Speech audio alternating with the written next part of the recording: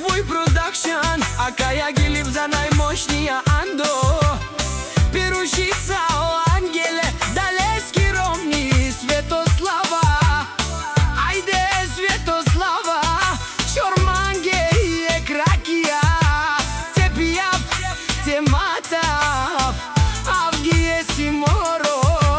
Ges te matav, ta te haftu san mange mobilo.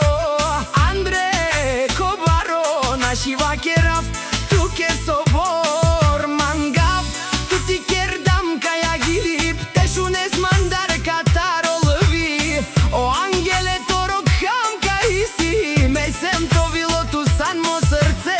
Madara me namukav tu knisa Rusijan Andre kaj mo bilo pašliosa. Voj si lesko bilo, voj si rimskata stena. Dušman naš ti peravene, Angele da i leske Romnja i Svetoslava.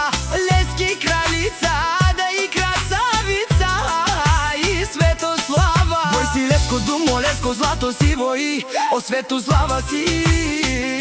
I najsilната Анди Перушtica i najgudli Komandi zela 100 човека, a dava o legendaри. O Angele najmoćnija, a leski Romni si o seifi.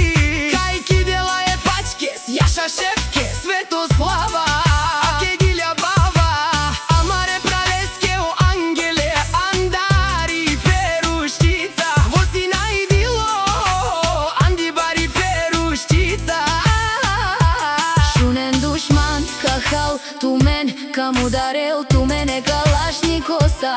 Andi Peruščica, vosi legendari i si les lupsko srce. Bare i lesko o šampioni, vomerla pe familijake. Ti Romni te hurde si to barva lipe, Angele tu ti si lupsko srce. Em bare dumu kako Jaša brala te familijake, e šampione